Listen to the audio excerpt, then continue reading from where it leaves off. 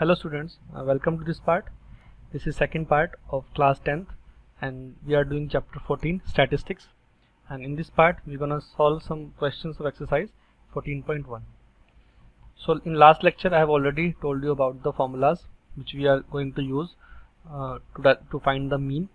We have three methods: direct method, assumed mean method and step deviation method. जो direct method होता था उसमें what we use, first of all class interval is given already, f frequency is given. हमें class mark निकालना पड़ता था और class mark क्या होता था, क्लास इंटरवल की मिड वैल्यू होती थी. उसके बाद क्लास मार्क को हम x से लिखते हैं and frequency is represented by f. इन दोनों का हम मल्टीप्लाई कर देते थे, उसके बाद हमें मिलता था f इंटू एक्स. ओके, फिर x इंटू एफ के सारे कॉलम्स को सारे रोज को हम ऐड कर लेते थे तो हमें सिग्मा एफ एक्स मिल जाता था या फिर समेशन ऑफ एफ एक्स मिलता था. सिमिलरली f वाले सारे रोज को हम ऐड कर देते थे तो हमें सिग्मा एफ मिलता था और लास्ट में ये फॉर्मूला लगा के हम इसे मीन फाइंड कर लेते थे. अज्यूम मीन में क्या होता है, क्लास इंटरवल होगा.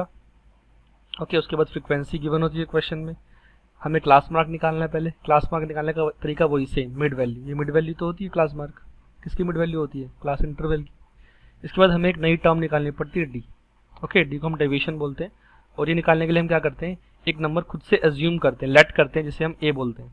किस में से लेट होता है, क्लास मार्क में से. ये याद रखना है, किस में से लेट करते हैं, क्लास मार्क में से. क्लास मार्क की जो भी वैल्यूज होंगी उसमें से हम एज्यूम करेंगे एक मीन को, जिसे हम ए बोलते हैं, और उसको हम ए इक्वल टू लिख देंगे जो भी है.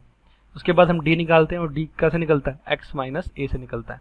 यानी एक्स की पर्टिकुलर वैल्यू में से ए की पर्टिकुलर वैल्यू को ए की वैल्यू को माइनस करते जाते हैं तो हमें पास डी मिल जाता है. ठीक है, मैं लास्ट ऑलरेडी 3 क्वेश्चन करा चुका हूँ. हर मेथड पे एक क्वेश्चन हम कर चुके थे लास्ट वीडियो के अंदर. तो अब हम एक्सरसाइज के क्वेश्चन सॉल्व करेंगे.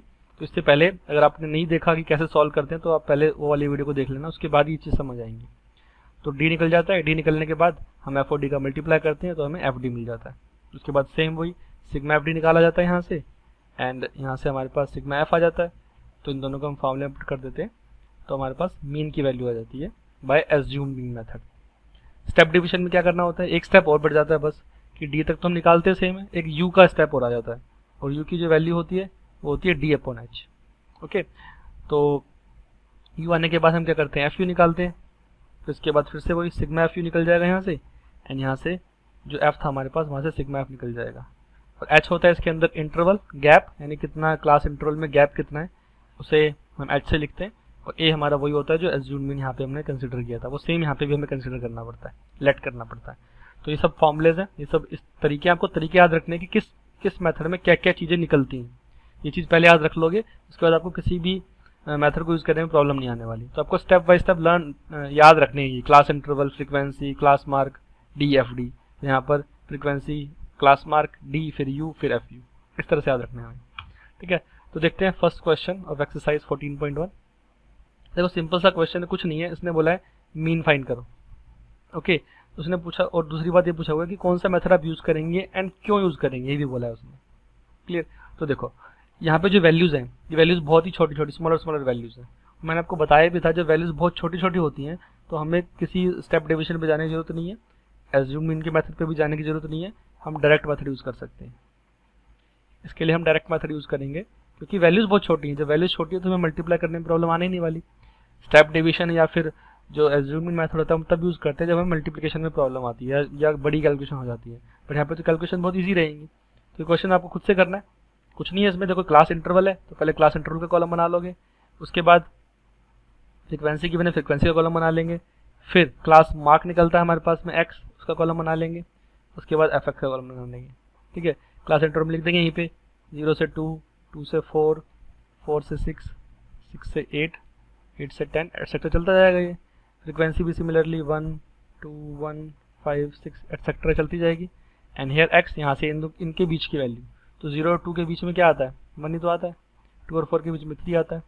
ठीक है, 4 और 6 के बीच में क्या आता है, 5 आता है. यहाँ पे 7 आता है, 9 आता है. इस तरह से अब मल्टीप्लाई हो जाएगा इसका इससे मल्टीप्लाई. तो 1 into 1 1, 3 into 2 6, 5 plus 1 5 into 1 5, 7 into 5 35 etcetera. ये सब ऐड कर लेंगे हम. यहाँ पे ऐड करने पे हमें यहाँ मिल जाएगा सिग्मा एफ एक्स एंड यहाँ पर हमें मिल जाएगा सिग्मा एफ.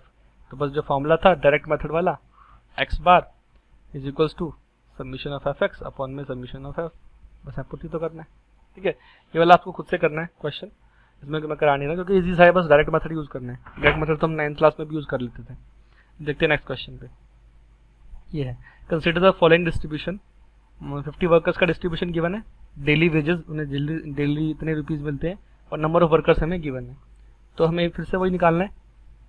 देखो फाइंड द मीन, मीन बोला है इसने, तो मीन निकालने के लिए हमें बोला हुआ है। तो मीन के लिए अब देखो यहाँ पे जो वैल्यूज़ हैं, वैल्यूज़ थोड़ी सी बड़ी आ रही हैं पिछले वाले क्वेश्चन से। तो हम यहाँ पर कोई भी मेथड से तो कर सकते हैं, डायरेक्ट से भी कर सकते हैं, बट डायरेक्ट से थोड़ा कैलकुलेशन ज़्यादा ना पड़ जाए, तो हम उसमें एज्यूम्ड मेथड से कर रहा हूँ मैं इस क्वेश्चन को। ठीक है, तो एज्यूम्ड मेथड लगाएंगे तो हमें पहले एक लेट करना पड़ेगा। ठीक है, अब समझो, ये था अपने पास डेली वेजेस, ये लिख लेते हैं एज इट इज। यहाँ पे 100 से 120, 120 से 140, 140 से 160, 160 टू 180 एंड 180 टू 200। ये हमारे पास आ गया class interval, first column class interval का होता है। उसके बाद फ्रीक्वेंसी गिवन है ऑलरेडी 12, 14, 8, 6 एंड 10। उसके बाद नेक्स्ट कॉलम हमारा होता है क्लास मार्क का, और क्लास मार्क कैसे निकलता है, इनके मिड की वैल्यू, इन दोनों के मिड की वैल्यू। ठीक है, उसे हम क्लास मार्क बोलते हैं। यहाँ पे तो हमें देखने से पता चल ही रहा है कि 100 और 120 है, तो बीच में क्या आएगा, 110 आएगा। ठीक है, अगर वैल्यूज हमारे पास कुछ और होती तो हम क्या करना था, बस इसको इसमें ऐड करना था और 2 से डिवाइड कर देना था। ठीक है, चेक करके देखो, 120 और 100 को मैं ऐड करूँगा तो 220 आएगा मेरे पास, जब उसको 2 से डिवाइड करेंगे then will get 110। Okay, simple सा क्लास मार्क है। उसके बाद क्या होता था, जितना गैप है, देखो सब रेगुलर है सारे, ये रेगुलर का मतलब होता है ये 120 है तो ये 120 से स्टार्ट हो रहा है, 140 है तो 140 से स्टार्ट हो रहा है, गैप भी सब में इक्वल है, तो 20 का गैप है मेरे पास। तो सीधा इसमें 20 ऐड करते जाओ, मैं 20 ऐड करूँगा तो 130, फिर 20 ऐड करेंगे तो 150, फिर 20 ऐड करेंगे तो 170, फिर 20 ऐड करेंगे तो 190। तो ऑटोमेटिकली मेरा क्लास मार्क जो है वो सही ही आएगा, क्योंकि यहाँ पर गैप रेगुलर है, इसीलिए एक गैप देख लेंगे हम कितने का गैप है, और फर्स्ट वाले क्लास मार्क निकालने के बाद उसमें वो गैप ऐड करते जाएंगे। अगर यहाँ पे गैप इक्वल नहीं होता तो हमें पर्टिकुलर के लिए निकालना पड़ता क्लास मार्क। तो पहले क्वेश्चन देख लेना कि जो गैप है वो इक्वल है कि नहीं है, और उसके हिसाब से हम कर लेंगे सॉल्व। अब डी निकालने के लिए मुझे क्या कंसिडर करना पड़ेगा, ए कंसिडर करना पड़ेगा। अब देखो ए इनमें से हम कुछ भी मान सकते हैं, हमारी मर्जी है, जो भी आप मानेंगे उससे आंसर आ जाएगा। बट मैं जनरली क्या करता हूँ, या तो मैं मिडिल वाली वैल्यू को मानता हूँ, या फिर जिसकी फ्रीक्वेंसी ज़्यादा होती है मैं उसको लेट करता हूँ। ठीक है, बट मैं मिडिल वाली वैल्यू को लेट कर रहा हूँ यहाँ पे, तो मैंने ए को लेट किया 150, तो लिख लेंगे अपने लेट ए इक्वल्स टू 150। फिर से रिपीट कर रहा हूँ, किसी को भी यूज़ कर सकते हो, सबसे आंसर आएगा, कोई प्रॉब्लम नहीं है। तो जब मैंने ए को 150 लेट किया तो यहाँ पे डी देखो क्या आएगा, डी होता है x माइनस ए, और x क्या है इस पर्टिकुलर कॉलम के लिए, x क्या है 110, और ए मेरे पास था 150, तो 110 में से 150 माइनस हुआ तो माइनस का 40 आया। साइन जरूर ध्यान रखना है, यहाँ आया -20, here we have 0, here we have 20 and here we have 40। Clear?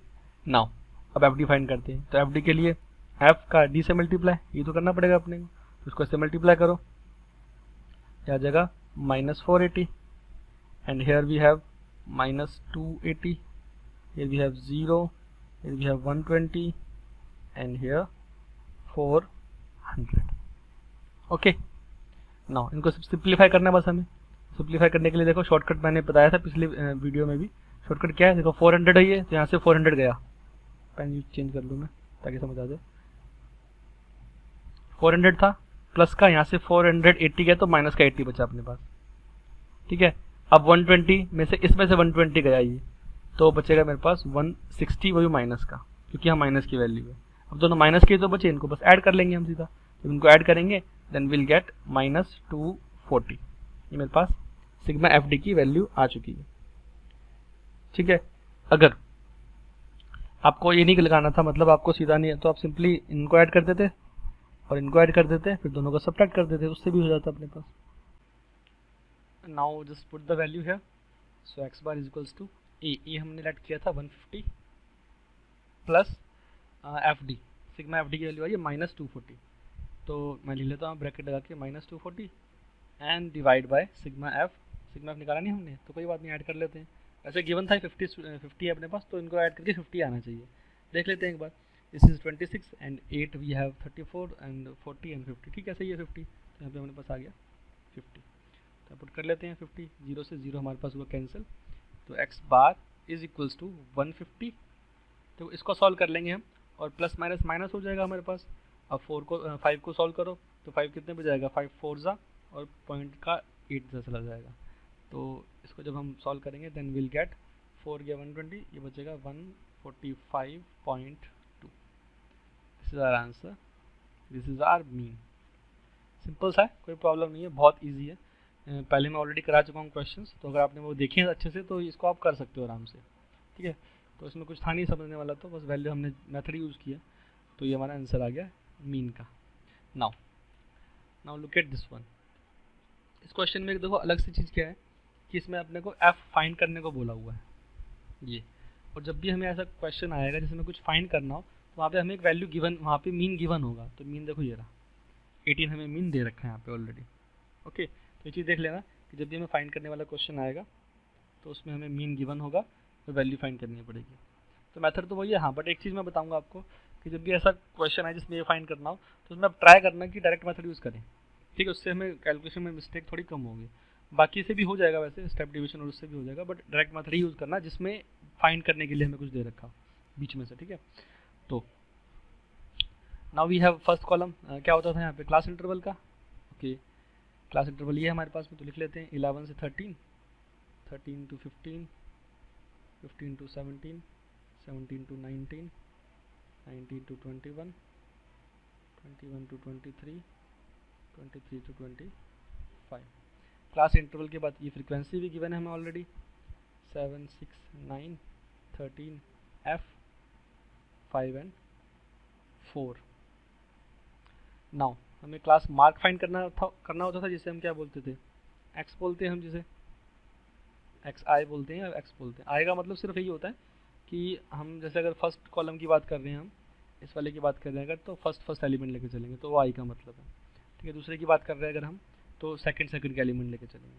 तो एक्स आई बस हम आई जो है वो जनरल टर्म को रिप्रेजेंट करता है।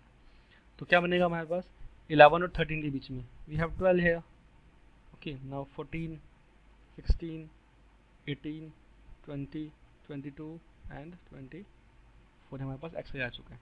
अब एफ भी आ गया, एक्स भी आ गया, तो नेक्स्ट चीज़ क्या होती थी, एफ एक्स होती थी। तो एफ एक्स क्या आ गया, मल्टीप्लाई करना पड़ेगा इसे, तो मल्टीप्लाई करते हैं हम, 12 इंटू 7 84 आ जाएगा, ठीक है। अब 16 इंटू 4 इंटू 6 इंटू 14 है, तो 6 4 24, कैरी गया 2, 6 1 6 2 84। 9 into 16 into 9, then we'll have here 144। next is 13 into 18, so 13 into 18 जब मल्टीप्लाई करेंगे then we'll get 234। and here अब देखो यहाँ पर 20 और यहाँ पर f है, तो 20 का f से मल्टीप्लाई होगा तो हमें मिलेगा 20f। Okay, now 22 into 5 which is 110 and 24 into 4, so 24 into 4 will get 96, ठीक है।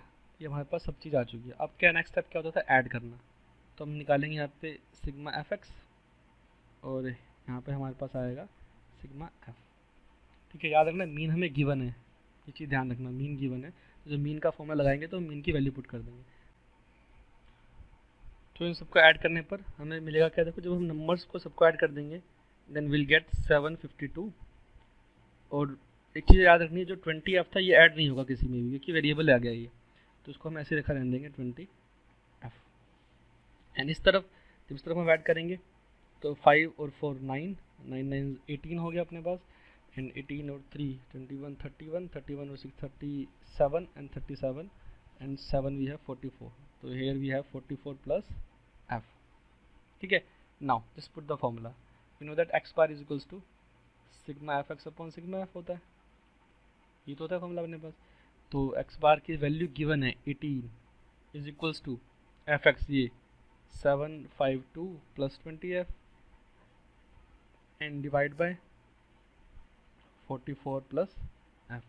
देखो सॉल्व करेंगे तब तो इसको ऐसे मल्टीप्लाई होगा इससे, ये जब इससे मल्टीप्लाई होगा तो 18 का 44 से मल्टीप्लाई हुआ, तो 18 को 44 से मल्टीप्लाई करेंगे, जब इसको मल्टीप्लाई करेंगे देन विल गेट 792। फिर 18 का इससे मल्टीप्लाई होगा f से, तो 18f आ जाएगा। और इस तरफ हमारे पास जो बचा 752 प्लस 20f, अब f को एक तरफ कर लो और इसको यहाँ ले आएंगे तो यहाँ के सब्ट्रैक्ट हो जाएगा ये, तो 792 माइनस 752 और 18f वहाँ जाके सब्ट्रैक्ट हो जाएगा 20f minus 18f। So here we have 2f and यहाँ पे हमारे पास बचा 40। तो f की वैल्यू क्या आ जाएगी, 2 वहाँ जाके डिवाइड होगा, जब डिवाइड होगा तो 40 divide by 2 and f is equals to 20, will get this. So जो हमारे पास फ्रिक्वेंसी गिवन जो थी अननोन वो क्या आएगी, f इक्वल्स टू 20 आएगा। ये हमारा आंसर आ गया। ठीक है, इजी था। जब भी वेरिएबल वाला क्वेश्चन हो तो याद रखना ट्राई, आप ये वाला मेथड लगाओ तो ज़्यादा अच्छा है। थोड़ा सा कैलकुलेशन है इसमें, बट अगर आप स्टेप डिवीजन वगैरह यूज़ करते हैं ना तो f को आगे भी ट्रांसफ़र करना पड़ता है हमें, तो वहाँ हो सकता है गलती हो जाती है थोड़ी सी। तो ये थोड़ा इजी है, बट थोड़ा सा हाँ कैलकुलेशन का मुश्किल हो सकता है, बट इजी है, कोई दिक्कत नहीं है इसमें। Now we have next question, question number 4। Easy सा है, मीन फाइंड करना है बस हमें। ओके, और ये आपको खुद से करना है, डू योर सेल्फ। और ये आपको करना है, मेथड कौन सा यूज़ करोगे, स्टेप डिवीजन एज्यूम्ड मीन से कर लेना ये। ठीक है, एज्यूम्ड मेथड से कर लेना। देखो हमारी मर्जी है वैसे तो कि हम कौन सा मेथड लगा सकते हैं जब क्वेश्चन में लिखा ना हो। ठीक है, और जो इसने बोला सूटेबल मेथड अपनी तरफ से करो, वैल्यूज़ भी कोई ज़्यादा छोटी नहीं है, ठीक ठाक वैल्यूज़ है, बड़ी वैल्यूज़ है अपने पास, तो एज्यूम्ड मीन से कर लेंगे तो हो जाएगा ये। अदरवाइज अगर स्टेप डिवीजन से करना चाहो आप तो भी ठीक है, तो भी कर सकते हो। स्टेप डिवीजन भी मैंने कराया हुआ है लास्ट वीडियो में, अभी भी मैं एक क्वेश्चन करा दूंगा स्टेप डिवीजन से, बट अभी इसको आपको खुद करना है जैसे मर्जी आप करना चाहो, बट करना है, ध्यान रखना। Now let's do this question. Now this is question number 5।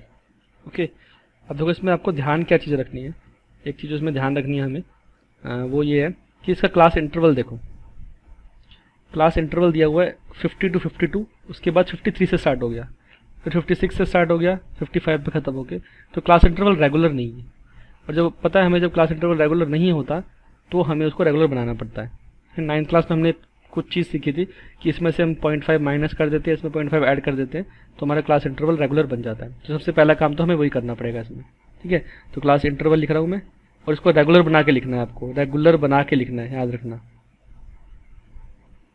Class interval और रेगुलर कैसे बनाएंगे हम, यहाँ से 0.5 सब्ट्रैक्ट किया, यहाँ 0.5 ऐड किया, तो 50 में से 0.5 माइनस हुआ तो बचेगा 49.5, और इसमें 0.5 ऐड हुआ तो बचेगा 52.5। ठीक है, ये अपने पास मिल जाएगा। तो इस तरह से हमें सारे क्लास इंटरवल निकाल लेने हैं, तो निकाल लेते हैं। इसमें यहाँ क्या बचेगा 52.5 एंड 55.5।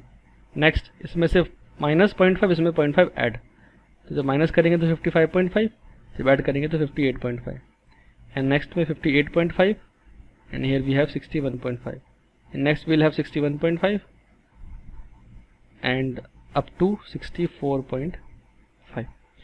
ये हमें क्लास इंटरवल मिल जाएगा। फ्रिक्वेंसी गिवन है, फ्रिक्वेंसी इज 15, 110, 135, 115 एंड 25। फ्रिक्वेंसी के बाद नेक्स्ट स्टेप इज एक्स जो है अपना क्लास मार्क होता है। मैं इस क्वेश्चन को कर रहा हूँ एज्यूम्ड मीन मेथड से, याद रखना। ठीक है, एज्यूम्ड मीन से स्टेप डिवीजन का क्वेश्चन इसके बाद करा देता हूँ मैं, बट इसको मैं एज्यूम्ड मीन से कर रहे हैं अपने। तो जो एक्स है, या अगर स्टेप डिवीजन से करना चाहो तो भी कोई प्रॉब्लम नहीं है। एज्यूम्ड मीन के बाद एक स्टेप ही तो और होता है, चलो उसको स्टेप डिवीजन से कर लेते हैं। ठीक है, स्टेप डिवीजन, ताकि आपका एज्यूम्ड मीन के क्वेश्चन भी हो गए। इस वीडियो में मैंने करा दिया, एक स्टेप डिवीजन का भी हो जाएगा और डायरेक्ट का भी हो चुका है। तो क्लास एक्स निकालना पड़ेगा हमें। एक्स क्या होता था, मिड वैल्यू। अब देखो यहाँ पे आप सोचोगे कि मिड वैल्यू क्या आएगी, तो उसके लिए मैंने तरीका बताया था, इन दोनों को ऐड करके 2 से डिवाइड करते हैं। तो देखो 49.5 को ऐड किया 52.5 में, ऐड करेंगे तो 0, दिस इज 50, तो 2 एंड दिस इज 102.0। ठीक है, अब 2 से जब डिवाइड करोगे आप तो दिस विल बी 51। या पहली वैल्यू हमारे पास आ गई 51। ठीक है, वैसे देखते पता चल रहा है, कोई दिक्कत है नहीं इसमें, बट जिस फिर भी अगर किसी को नहीं पता चल रहा हो तो आप इस तरीके से कर सकते हैं। अब पहली वैल्यू आ चुकी है, तो पहली वैल्यू निकालने के बाद मैंने तरीका बताया था, जितना गैप हो उतना ऐड करते जाओ। गैप कितने का है, देखो 3 का गैप है यहाँ पे, तो हम 3 ऐड करते जाएंगे। तो next is 54, next 57, next 60, next 63। ठीक है, सिंपल है क्लास मार्क निकालना, कोई प्रॉब्लम नहीं है। एक्स निकलने के बाद नेक्स्ट कॉलम होता है डी का, और डी होता है एक्स माइनस ए, तो हमें पहले ए को लेट करना पड़ेगा। तो देखो ए को क्या लेट करेंगे हम, मैं लिख लेता हूँ मैं, let A is equals to, इनमें से किसी भी वैल्यू को हम, याद रखना एक्स वाली वैल्यूज में से ए को लेट करते हैं हम, क्लास मार्क में से ए को लेट करते हैं। इनमें से हम किसी को भी लेट कर सकते हैं, अपनी मर्जी है, बट मैं मिडल वाली को लेट करता हूँ, तो इसलिए मैं 57 को क्या कर लेंगे, ए कंसिडर कर लेंगे। जैसे ही 57 ए कंसिडर हुआ तो जो डी की वैल्यू जाएंगी वो क्या क्या आएंगी, 51 में से 57 माइनस हुआ -6, नेक्स्ट -3, नेक्स्ट 0, फिर 3, फिर 6। ओके, नाउ नेक्स्ट कॉलम होता था यू का, और यू होता था डी बाई एच। तो ये डी है और एच को डिवाइड कर देंगे। एच क्या था, गैप, तो गैप दिख रहा है 3 का गैप है यहाँ पे, तो -6 को जब 3 से डिवाइड कर देंगे अपने, देन विल गेट -2। जब इसको डिवाइड करेंगे 3 से, -1, 0, 1 एंड 2, इस तरह से आ जाएगा ये। यू भी आ गया हमारे पास में। नेक्स्ट होता था एफ यू, ठीक है, FIUI या फिर, तो एफ हमारे पास ये रहा और यू हमारे पास ये रहा, तो बस मल्टीप्लाई तो करना है। 15 into 2 -30, 110 into -1 -110, next 135 into 0 0, 115 into 1 115, 25 into 2 50। अब यहाँ पे अपने ऐड लिख देते हैं इनका, तो sigma FIUI it means in सब का ऐड। अब देखो ऐड कैसे करोगे, अब मेरा तरीका सबसे ईजी है इसमें ऐड करने वाला। आप लोग क्या करते हो, इनको ऐड करोगे, फिर इनको ऐड करोगे, फिर सबट्रैक्ट करोगे, थोड़ा बड़ा पड़ जाएगा। तो उससे 115 से सीधा कैंसिल हुआ, यहाँ बचा 5 प्लस का, ठीक है। -30 था, 50 था, तो गया यहाँ पे बच गया 20, तो बस सीधा 20 और 5 कितना बच गया, 25 बच गया। ऐसे तो करना है, इससे इजी क्या मिलेगा हमें, ठीक है। तो ये हमारे पास सिग्मा FU की वैल्यू आ चुकी है। अब जस्ट फॉर्मूला पुट करना है हमें, and formula you know that, जो स्टेप डिवीजन का फॉर्मूला होता था वो x bar is equals to a plus sigma FIUI divide by sigma f, और इनटू में होता था हमारे पास में h। फॉर्मूले को 1-2 बार लिखना पड़ेगा, तब आपको ऑटोमेटिकली याद हो जाएंगे, कोई दिक्कत नहीं है। फॉर्मूला जो है वो याद करना जरूरी है, लेकिन नहीं याद करोगे तो वहाँ अगर फॉर्मूला भूल गए तो फिर कुछ फ़ायदा ही नहीं, कुछ मर्जी निकालते रह जाओगे। तो जब फॉर्मूला नहीं याद होगा तो कैसे पुट करेंगे। अब ए हमारे पास है 57, तो 57 कर दिए यहाँ पे, प्लस सिग्मा FU की वैल्यू है 25, सो 25 डिवाइड बाय सिग्मा f, यानी इन सब का ऐड। इन सब का ऐड देख लेते हैं पहले, क्वेश्चन में दे रखा है, नहीं दे रखा, नहीं दे रखा, तो इन सबको ऐड करते हैं। तो जब ऐड करेंगे हम, तो देखो 15 20 गया 0 2 कर गया 1, दिस इज 400 आ गया हमारे पास में। So this is 400 into H क्या था, गैप हमारे पास है 3 का, दिस इज 3। सो जो वैल्यू बची 57 प्लस, इसको सॉल्व करते हैं, ये कट जाएगा डायरेक्ट यहाँ पे, 25 से 25 1 जा, और बचा यहाँ पे 15 0 25 6 जा। तो ये हमारे पास आया 3/16 आ गया अपने पास, ठीक है। तो देखो अब यहाँ पे सॉल्व करने का तरीका क्या है, या तो आप एलसीएम लेके सॉल्व कर लो, बट उससे बड़ा पड़ेगा थोड़ा, इससे अच्छा इसको रहने दो ऐसे, इसको डिवाइड कर दो। 3 को 3 में 16 का डिवाइड कर दो, जब डिवाइड करोगे तो आपको मिलेगा 0.1875। तो हम जिसको ऐड कर देंगे तो विल गेट 57.1875, अप्रोक्सीमेटली हम इसको लिख सकते हैं 57.19। एक चीज़ याद रखना, 19 कैसे लिख दिया, जब थर्ड डिजिट जो होती है वो 5 से बड़ी होती है ना पॉइंट के बाद, तो ये वाली इससे प्रीवियस वाली डिजिट एक इंक्रीज हो जाती है। जैसे थर्ड डिजिट 7 है जो 5 से बड़ी है, इट मीन्स जो 8 है वो एक इंक्रीज होकर 9 बन जाएगा। तो 57.19 ये हमारा आंसर आ गया, हमारा मीन आ गया ये, ठीक है। स्टेप डेविएशन के मेथड से, याद रखना स्टेप डेविएशन यूज़ किया हमने इसमें, स्टेप डेविएशन। तो बस इतना ही तो क्वेश्चन था, कुछ प्रॉब्लम थी नहीं इसके अंदर, ठीक है। ये इजी एक्सरसाइज स्टैटिस्टिक्स, इसमें कुछ है नहीं, फ्री के मार्क्स इस चैप्टर में से मिलते हैं जो, बट आपको मेथड लगाने आने चाहिए, सब कुछ फॉर्मूले लर्न होने चाहिए बस, उसके अलावा ये पता होना चाहिए कि किसके बाद क्या स्टेप आता है, बस इजी है। नाउ अब जो क्वेश्चन बच गए हैं इस एक्सरसाइज के अंदर, वो क्वेश्चन आपको खुद से करने हैं। मैं आपको बता देता हूँ कि कौन से क्वेश्चन में आपको कौन सा मेथड यूज़ करना है। वैसे तो हमारी मर्जी होती है, बट मैं आपको जो बता रहा हूँ आपको उसी मेथड से करना है, ठीक है। तो जैसे क्वेश्चन नंबर 6 है, इसमें भी हमें क्या दे रखा है, ये सब वैल्यूज दे रखी है, डेली एक्सपेंडिचर है and number of household दे रखे हैं, हमें इसमें देखो मीन फाइंड करना है, ठीक है। तो सिंपल डाटा है, कोई प्रॉब्लम है नहीं डेटा के अंदर, तो हमें आपको खुद से सॉल्व करना ही है। और मेथड आप कौन सा यूज़ कर सकते हैं इसके अंदर, इसका मैं पहले आंसर बताया था, जिसका आंसर आएगा दैट विल बी 211 आएगा, ठीक है। तो आंसर भी आपको चेक करना है। दूसरी चीज़, मेथड आप इसमें यूज़ करोगे, एज्यूम मीन यूज़ कर लेना इसके अंदर, ठीक है, एज्यूम्ड मीन मेथड यूज़ कर लेना। नेक्स्ट ये क्वेश्चन है, इसमें थोड़ा ना ध्यान रखना है, इसमें थोड़ा कैलकुलेशन बहुत ज़्यादा पॉइंट्स में आएगी, तो आपको वहाँ पे थोड़ा सा ध्यान रखना है, मतलब अच्छा सही से कैलकुलेशन करना, ज़्यादा कुछ गलती मत कर देना, तो देख के आपको करनी पड़ेगी कैलकुलेशन। तो इसको आपको करना है स्टेप डिवीजन से, स्टेप डिविएशन। इसका आंसर भी पॉइंट्स में आएगा और बहुत मतलब छोटा सा आंसर आएगा, तो आपको कैलकुलेशन थोड़ा ध्यान रखना है। हो सकता है फर्स्ट टाइम में आंसर ना आए इसका आंसर है इतना ppm, क्योंकि ppm में दे रखा था इसलिए, ठीक है। तो अगर एक बार में ना हो तो कैलकुलेशन को फिर से चेक करना, उसके बाद आप वापस ट्राई करना है इस क्वेश्चन को, तो देख लेना आंसर सही आएगा आपका, ठीक है। थोड़ी सी कैलकुलेशन में ध्यान रखनी है इस क्वेश्चन के अंदर। नेक्स्ट है 8th एंड 9th, ये क्वेश्चन भी आपको खुद से करने हैं। ये कर लेना आप एज्यूम्ड मीन मेथड से, एज्यूम्ड मीन, और ये कर लेना आप स्टेप डिवीजन से, ठीक है। तो ये आपका होमवर्क है। इन दोनों के आंसर बताया तो मैं 8th का जो आंसर है दैट इज़ 12.48 जिसका मीन आएगा, और जो लास्ट है उसका आंसर है 69.43। तो खुद से करना है ये नोटबुक के अंदर। तो इस एक्सरसाइज 14.1 हो चुकी है हमारी कंप्लीट मेरी तरफ से।